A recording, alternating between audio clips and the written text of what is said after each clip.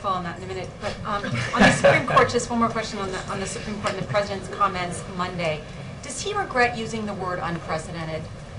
Not at all, because as I've said a couple of times now, the President was referring to making the unremarkable observation about 80 years of Supreme Court history.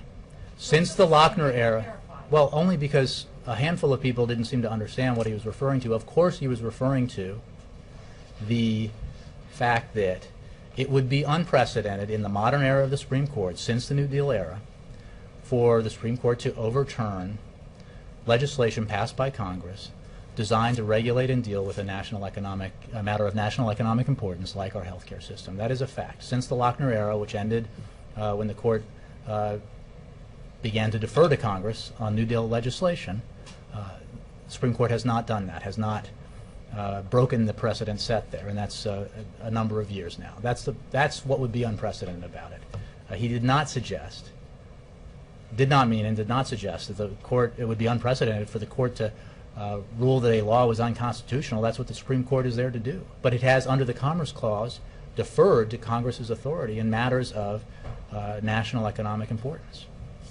But on that point, Republicans Ed. were mentioning, thank you, the risk of being intemperate, I just wanted to ask, Never. 80 years of precedent you keep talking about, but Republicans are pointing to, I think it's 159 different times in the history of America where the Supreme Court has decided that something is not unconstitutional. Obviously not all of those times involving the Commerce Clause, which is the caveat. Well, none of them in the last 85 years, and that's what the President was talking about. But there's 159 So times the Court if they are has said it's citing, unconstitutional. if they are citing times when the Court ruled as unconstitutional something under the Commerce Clause that Congress did, they're basically saying they shouldn't have passed some of the New Deal legislation, and perhaps they want to revisit that. But the precedent we're talking about here, as I've made clear, I mean, you can say that they make this argument about precedent based on something the President didn't say or mean, or we can talk about... But to be clear, he didn't specify what you're specifying now. He did yesterday. Yesterday. But in his original comments, he did not but draw out that caveat. He just said the whole thing would be unprecedented. That's not what he said, Ed. That's not certainly what he meant. And it was clear to most folks who observe this and understand what is at issue here. Jay, that's not true. The President said on Monday that it would be an unprecedented, extraordinary step of overturning a law that was passed by a strong majority of a Democratic elected Congress. It took him yesterday to talk about the Commerce Clause and on an economic issue. Nora, there are two instances in the past 80 years where the Supreme Court has overturned stuff. U.S. versus Lopez and U.S. versus Nora, what I'm telling you... These are very specific legal issues. It's not evident to everybody.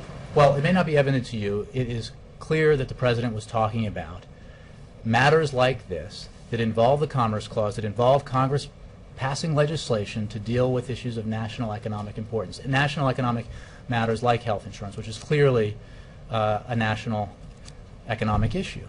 That's what he was referring to. And you know, again, he spoke to this yesterday. It is obvious and clear, and nobody would ever contend in his office, and he certainly was not contending, that the Supreme Court doesn't have as its right and responsibility the ability to overturn laws passed by Congress as unconstitutional. He was referring to 85 years of judicial precedent, of Supreme Court precedent, with regard to matters like the one under consideration.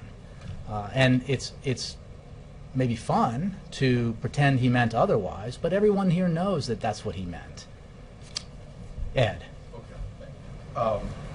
But to quote what Nora just quoted, back to Nora. For the sake of argument, we're going to pretend he didn't mean that. No, okay, but he had to clarify. I'm telling you. He did clarify the next day. And also, when you said, well, to Nora or me, I'm not that maybe we didn't know those cases, do you think most average Americans know about a Supreme Court case from 75 years ago?